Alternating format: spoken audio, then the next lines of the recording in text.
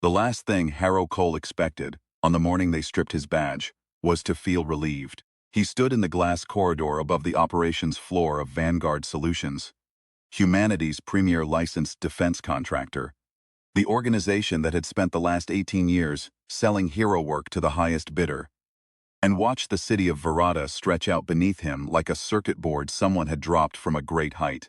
Towers of pale stone and pale glass, the Justice Spire at its center, the harbor glittering at its southern edge. A beautiful city. A city that had survived 2 occupation wars, a plague spread by the Vreth, 3 failed diplomatic collapses, and 37 years of watching its children develop abilities the galaxy had spent centuries insisting only aliens could possess. Verada. The city that made monsters into public servants and called that progress. "You understand the decision isn't personal," said Director Halverson. Harrow did not turn around. "Sure. Castian's numbers are exceptional. The Galactic League ratings, I know his numbers." He could feel Halverson choosing his next words the way a man chooses footholds on bad ice. Harrow had been doing this long enough to recognize the sound of someone trying to be kind while simultaneously being spineless. "You're 43, Halverson finally said. "Your surge window is at 11 minutes, down from 22. The response metrics. I know my metrics." He turned then. Halverson was a small man who had never once run toward a sound in his life, and he wore his desk job like a second skin, smooth, expensive, and bloodless. Behind him stood Castian Rowe, the man who would replace Harrow as lead operative for Vanguard's 1st Division. Castian was 29, built like architecture, and had the kind of gravity manipulation ability that could hold a falling building in place long enough for everyone inside to file out in an orderly fashion. He was also, Harrow had noticed in the 18 months they'd worked adjacent to each other, fundamentally incapable of hearing anyone else's idea and accepting it as sound. "Your contract with 1st Division is terminated," Halverson said. "You're welcome to stay on in an advisory capacity, or—" "I'm fine." Harrow took his Vanguard credentials badge off his jacket and set it on the glass windowsill. The blue light in it died immediately. "Give Castian my locker. He'll need somewhere to keep his ego." Castian said nothing. He had the good grace to look at the floor. Harrow walked out, and he felt, underneath the burn of it, something uncomfortably close to freedom. The trouble started 3 weeks later, on the morning of Radiance Day. Radiance Day was Verada's oldest festival, 800 years of civic ritual built around a legend most children learned in their first years of schooling. The goddess of the eternal scale, the stories said, had once looked down at the city's founders and found them rotten with greed. She had sent calamities, a silence that swallowed sound, an inversion that turned earth to sky, a sleep that would not break. When the people repented and rebuilt with humility, she restored them and promised her protection forever. Every year on the anniversary, the city paraded through its main avenues in her honor. Every year for 800 years, nothing had happened. This year was going to be different. Harrow had spent his 3 weeks of unemployment doing things he'd forgotten were possible. He slept past sunrise. He repaired the guttering on his mother's house in the outer district. He taught his daughter, Mira, how to make the lamb stew his own father had made. The one with the dried citrus rind and the black pepper that burned the back of your throat pleasantly for hours afterward. Mira was 12, and she had her mother's eyes and her grandfather's stubbornness, and she was, Harrow had begun to realize with the dawning horror of a man who had spent a decade avoiding his own kitchen, growing up very fast. She had also, in the last 8 months, begun to manifest. Surge abilities in humans had been emerging for nearly 40 years, since the Vreth's atmospheric processing program had altered something in the planetary biology 3 generations back. Nobody knew why some people developed them and others didn't. Nobody knew why the abilities were as varied as they were. Cold projection, sound amplification, the precise cellular level manipulation that let some surge positives accelerate or suppress biological growth. The Vreth claimed no responsibility. The Vreth claimed many things. Harrow had spent enough years fighting alongside humans who could bend gravity and throw lightning to find the whole business profoundly normal, and enough years fighting things that were not human to understand why the rest of the galaxy found it threatening. Mira could copy abilities, touch something, feel the resonance of it, hold it for 6 hours. She hadn't told him for 4 months. He'd figured it out when she accidentally frosted over the bathroom mirror after shaking hands with their neighbor, who was a low-level cold projector. She'd looked at him in the mirror, through the frost, and said, "I was going to tell you." "I know," he'd said. "Are you scared?" He'd thought about it honestly. No, he'd said. I'm proud. And a little terrified, but that's just parenting. She'd laughed. First real laugh he'd heard from her in months. On the morning of Radiance Day, Mira woke him early because she wanted to see the sunrise from the Justice Spire observation deck, which was open to the public on festival days. They went. The city spread out below them in the early gold light, and Harrow stood with his coffee going cold in his hand and watched his daughter press her forehead against the observation glass and breathe fog onto it. And he thought, this is enough. This, right here. This is what I was actually defending. The first incident happened at 9:14 a.m. A sound rolled through the city. Not loud, but felt a subsonic thrum that resonated in the sternum and made the teeth ache. Every bird in a 6-block radius went silent. A window cracked on the spire's 42nd floor. People stopped walking. Harrow set down his coffee. By the time the second incident hit, a localized inversion event near the harbor gate, a column of water rising 50 meters into the air before collapsing in a rain that smelled like ozone. He was already moving. He didn't have a badge anymore. He still had his armor in a case under his bed, because he'd never quite brought himself to return it to the Vanguard depot. Old habit.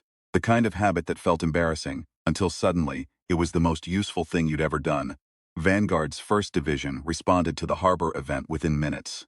Harrow watched on his communicator as Castian Rowe and Barnov Solis, Harrow's former partner, a man he'd spent 6 years working with and trusted with things he wouldn't trust to anyone else, coordinated the evacuation and assessed the damage. Barnov moved through the crowd with the efficiency of someone who had done this 1,000 times. Castian used his gravity field to redirect the falling water. The footage was clean and professional, and made Harrow's chest ache in a way he couldn't quite name. A contact from his old network pinged him. Yenna from the secondary operations team. Harrow, you're not official anymore. I know. I'm saying that because what I'm about to tell you would normally go through official channels. What are the channels doing with it? Treating it as an isolated atmospheric anomaly. The harbor inversion was not an atmospheric anomaly. I know that, and you know that. I traced the subsonic pulse to the Old Covenant district. 3 separate confirmed surge-positive individuals. None of them registered. I'm sending you what I have. The dossiers came through while he was pulling his armor on. Richard Voss, hypersonic vocal modulation could generate sound waves that disorientated the inner ear or, at higher frequencies, vibrated structural materials to failure. Kayla Grimm sensory projection. Illusions so dense and textured they affected proprioception and balance. Monk, official name unknown, elderly, kept to himself, put people into deep neurological suppression states that manifested as walking nightmares. He read the assessments twice. Then he read the footnotes. All 3 had outstanding grievance petitions against Director Halverson's predecessor. Voss had lost his commercial sound licenses when a Vanguard's odd subsidiary absorbed his frequency testing company and declared him a liability risk. Grimm, illegitimate entertainment venue, projection shows, immersive theater, until Vanguard's Urban Development Division had demolished the block for a new training facility without adequate compensation. The elderly monk had operated a community welfare center in the Outer District for 30 years. The center had provided shelter, meals, counseling. It had been seized under an eminent domain order 18 months ago, and was now a parking structure. Harrow sat with that for a moment. They were right to be angry. That did not make what they were doing safe. Those were 2 different truths. And he had spent his whole career learning to hold both of them, without letting one erase the other. He put his helmet on, the display lit up blue. He went out the back way, so Mira wouldn't see him, and then felt guilty about that, and sent her a message instead. Going to help with the festival disruptions. Back before the parade. Don't eat all the stew. She sent back a small illustration of a lamb looking indignant. He almost smiled. The city had 6 operational 1st Division agents on duty for Radiance Day. Harrow was not one of them. He operated in the margins, scouting the Covenant district, tracking the subsonic signature Yenna had given him, staying off the official comms because he no longer had clearance for them. It was a peculiar kind of work, being helpful from the outside. He'd never had much patience for it before. He found the monk first. The old man was sitting on a bench in Ardella Park, feeding pigeons, wearing a coat that had seen better decades. He didn't look like a threat. He looked like someone's grandfather who had come to sit in the sun and think about things that had already happened. His name, Harrow had learned from the dossiers, was Jonah Wren, and he had spent 32 years sitting with people at their worst. The bereaved, the addicted, the desperate, and guiding them back towards something livable. They'd torn down his center, given him 6 weeks' notice, and a settlement amount that wouldn't have covered 2 months of his operating costs. He'd filed every appeal available to him. He'd lost every one.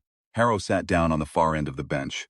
Ren looked at him sideways, old eyes very calm, like still water over considerable depth. "You're not in uniform," he said. "Not official anymore. But you're here. Old habit." Ren scattered a handful of grain. The pigeons negotiated it enthusiastically. "I don't have any quarrel with you personally," he said. "I know. I read the file." "Then you know what was done." "I know what was done, and I know what you're planning to do, and I'm going to be honest with you. I think your grievance is legitimate. I think the people who made those decisions were wrong. I also think putting a quarter of this city into neurological coma during a public festival is going to end your ability to continue making that argument." Silence. A pigeon walked across the bench between them with the territorial confidence of something that had never once worried about being in the wrong place. "You can't give me back what was taken," Ren said. "No," Harrow agreed. "I can't. You can't undo what was done to Voss's business or to Kayla's theater." "No, then what exactly are you offering?" Harrow thought about this for a moment.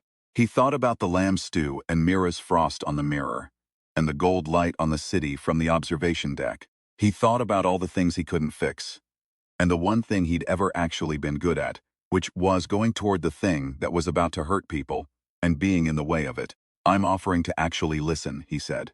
"Right now, for as long as you want to talk.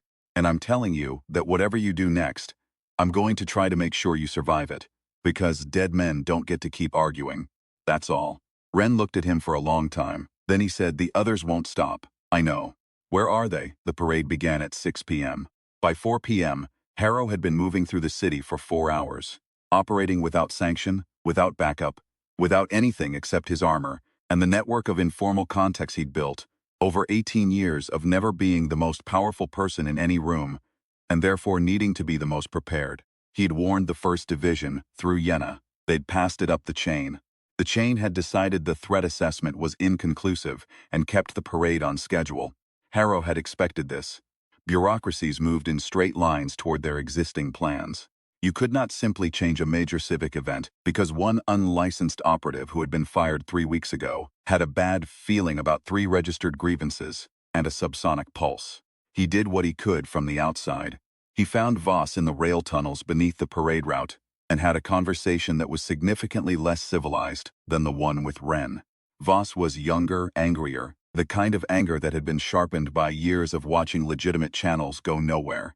He threw a sound blast that cracked Harrow's helmet display and sat him down hard against a concrete pillar. Harrow got back up. He always got back up. That was, he had come to understand, his actual ability, not the enhanced strength and speed his surge gave him, which were real but unremarkable compared to his colleagues. It was this: he got back up every time, not because he was brave in any romantic sense, because he was too stubborn to stop.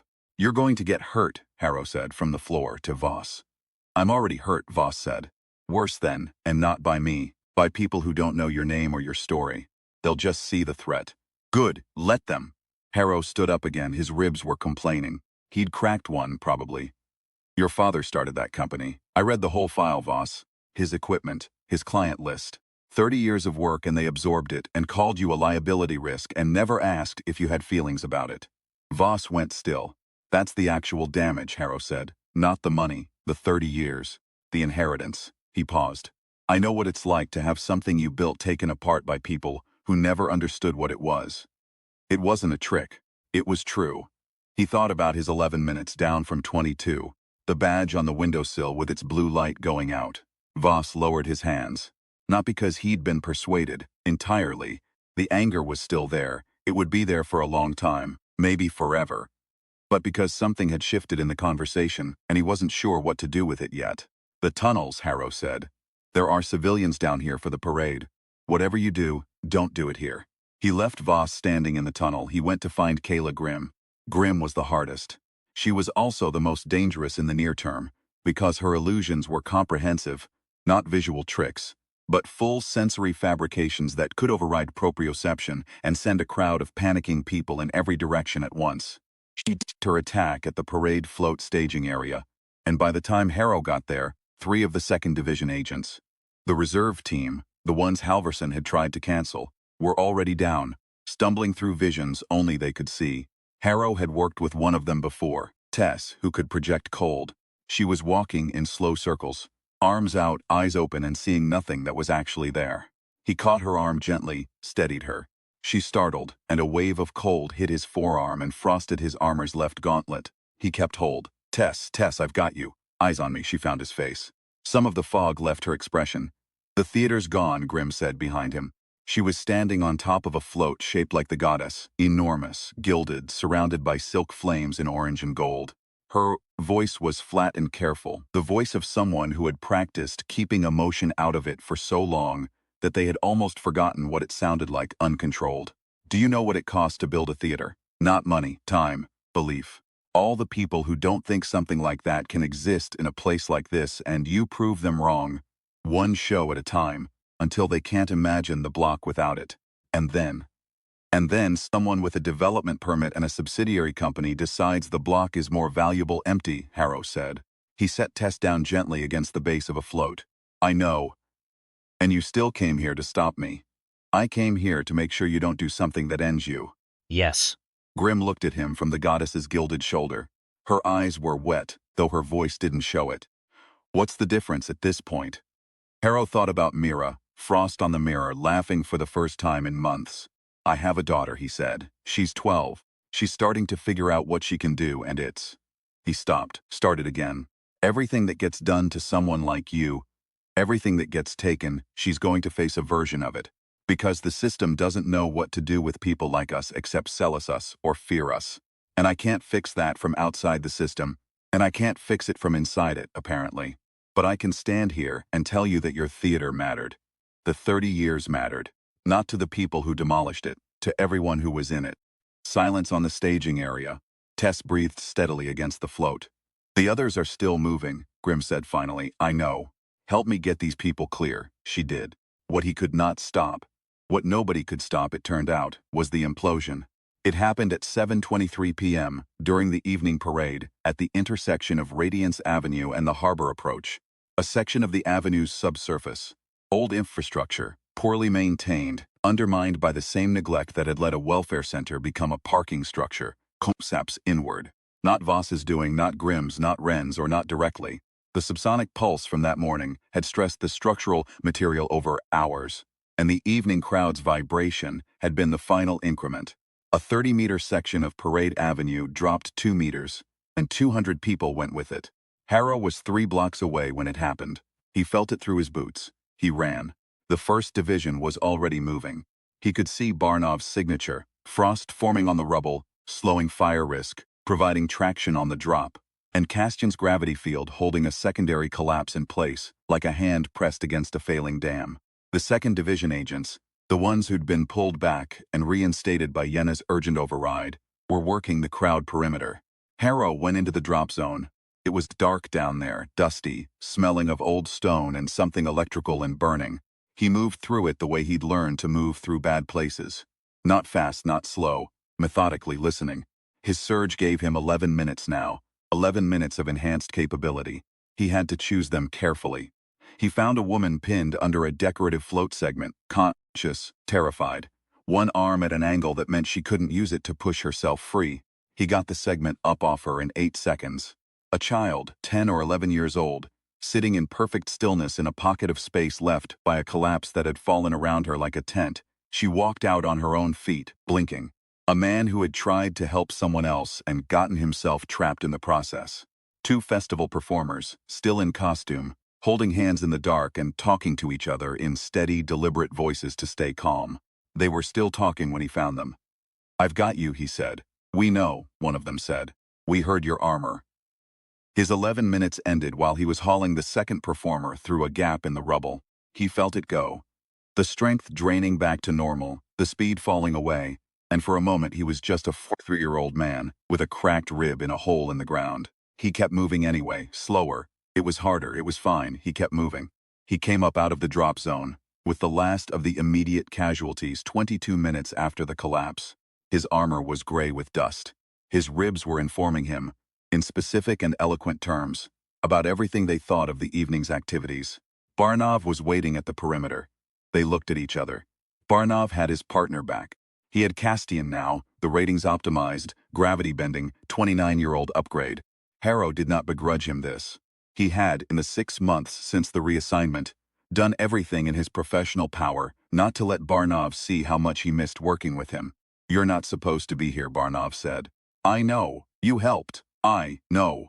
Barnov looked at the people behind Harrow, the woman with the bad arm, the child, the man who'd gotten himself trapped helping, the 2 performers still in their costumes. Then he looked back at Harrow. "The secondary agents called you in. Said you'd been running the perimeter all afternoon." He paused. "Unofficial. I was in the neighborhood." Barnov almost smiled, almost. He covered it by looking at his communicator. "There's a situation at the port. Andrew Scott, Halverson's secretary, Virgil, he's the one actually coordinating the 3 nexts. His name isn't Virgil, he's Halverson's predecessor's son. He's been inside the organization for 2 years waiting for this." Harrow processed this quickly. "Where's Halverson?" "Taken. Mechanical retrieval unit. Scott built it, apparently, in the Vanguard maintenance depot over the last 8 months. He has clearance that nobody thought to revoke. He's going to kill him. That seems likely." Harrow looked at the port lights on the harbor horizon. He thought about the dossiers.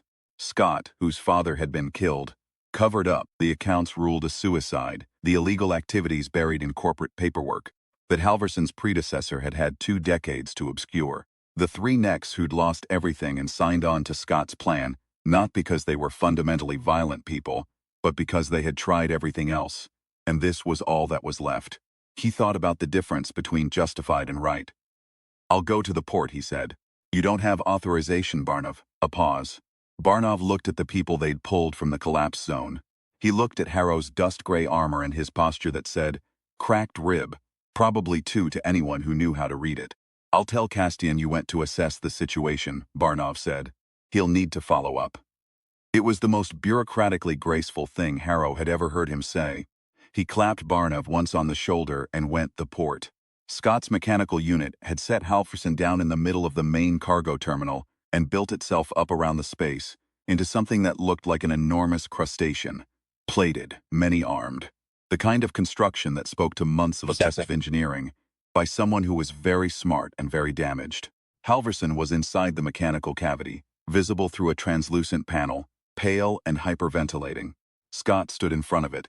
He was, in person, younger than the dossier photo, and he looked exhausted in the way that people look exhausted when they have been running on a specific kind of grief for a very long time and have finally reached the moment they were running toward.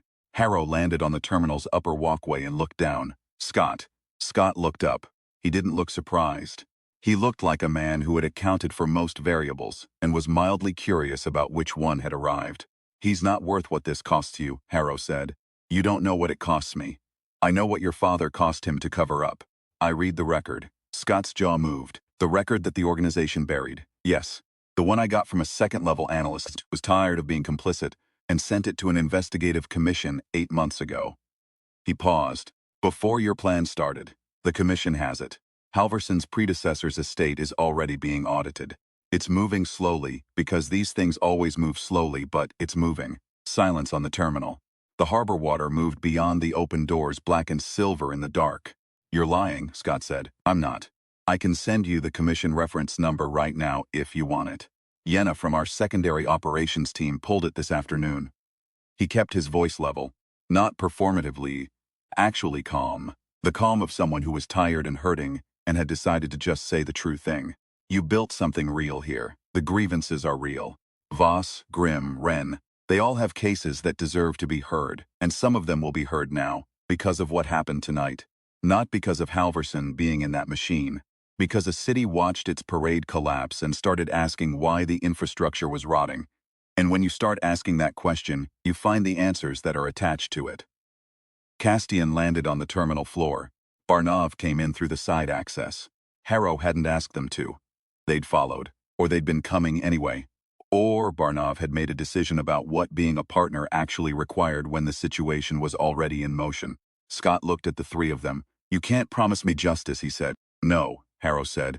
"But I can promise you that killing him here ends the conversation. Every grievance, every legitimate case, every real damage done, it stops being the story. You become the story, all 3 of them do. He meant Voss, Grim Wren. Don't take that from them. Scott was shaking, very slightly. The way people shake when the structure they have been holding in tension for years finally begins to give. Barnov moved, Castian moved. Harrow went directly toward the machine. What followed was loud and structural and involved Castian's gravity field, holding the mechanical crab in place while it tried to reconfigure, and Barnov freezing its joint mechanisms one at a time, and Harrow, with his single remaining surge window for the night, pulling the housing panel apart with his hands and getting Halverson out before the whole assembly could reset. His ribs provided extensive commentary throughout. He got Halverson out. He set him down on the terminal floor, and Halverson looked up at him with the expression of a man who had just re-examined every decision he'd ever made and found the accounting more complex than expected. You, Halverson said. Me, Harrow agreed. You were fired, technically terminated. Different paperwork. Scott surrendered without further incident. He sat down on the terminal floor and put his hands behind his head. And the machine he had built dismantled itself on a delayed timer he'd evidently programmed in advance. Because he was the kind of person who planned for every outcome. Harrow sat down next to him on the floor, because his legs had finally registered an opinion about the evening. The commission reference number, Scott said. You were serious. I'll have Yenna send it to whatever contact you designate. It's real. He paused. I'm sorry about your father. That's separate from everything else, and it doesn't fix anything, and it's true. Scott didn't say anything for a long time. Then, Wren and the others, they'll have advocates. Ones with actual standing this time. Harrow meant it. He was going to make sure of it. He had no formal position anymore, and he had exactly the kind of institutional knowledge that made him dangerous to anyone who wanted those cases to disappear quietly. The dawn came in from the harbor like something being slowly unlocked. Harrow stood at the terminal's open end and watched it come. His armor was gray with dust and rust and water. His ribs had moved from complaining to making formal demands. He had his helmet off, and the salt air was doing something to the grime on his face that was not, strictly speaking, comfortable. He heard footsteps. Barnov came to stand beside him. They stood there for a while without talking. That had always been one of the things about working with Barnov. The man understood that silence between two people who trusted each other was not empty. It was just quiet. Castian handled the machine well, Harrow said eventually. He did. He also said, when it was over, that he understood why Halverson kept you on for 18 years. Harrow looked at the harbor. High praise, he said, for Castian genuinely. Barnov paused. Agnes is reinstating your contract, effective this morning. She has authority over operational personnel and she's choosing to use it. Harrow turned this over. Agnes Joubert, the head of media and field management, had been arguing for his reinstatement since the day of the termination. She had lost that argument 3 weeks ago. She appeared to have decided that the argument's outcome was subject to revision. Same limitations, he said. 11 minutes. Same limitations. He thought about the drop zone. The 22 minutes he'd spent in it. 11 of them enhanced. 11 of them just a man with old training and a cracked rib. And the stubbornness of something that had been told it was past its prime and had declined to internalize that information. I'll take it, he said. The sun cleared the harbor line. The city lit up piece by piece. Towers, bridges, the Justice Spire catching it at the top and holding it there like a hand. From across the terminal, muffled by distance and the open water, Mira's name in his contact list blinking. She'd sent him a message at 6:07 a.m. He opened it. Did you fix it? He thought about Scott on the terminal floor, and Wren's pigeons in the morning park, and Grim on the goddess float with her wet eyes and her careful voice. He thought about Halverson, sitting in the dust with his new accounting of his own decisions. He thought about an avenue collapsed inward, and the questions that collapse had started people asking, and the slow, frustrating, legitimate process of those questions actually going somewhere. Working on it, he wrote back. 3 dots. Then good. There's stew left if you come home before noon. He put his helmet back on. The display lit blue. Barnov was already moving back toward the staging area, where the cleanup operation was assembling itself in the new light, with the particular organized energy of people who had survived a difficult night, and were now doing something useful with the morning. Harrow followed. He always followed eventually, back toward the thing worth protecting. He had been doing it for 18 years, and he saw no particular reason to stop. Behind him, the harbor was still. The city was beginning to wake. Somewhere in it, a commission was sitting on a file that was going to cause a great deal of trouble for the right people. And a 2nd Division team was being formally reinstated. and 3 damaged individuals were beginning the long process of being heard by a system that had previously found them inconvenient. None of it was enough. All of it was something. Harrow Cole walked into the morning, and the blue light in his display did not go out.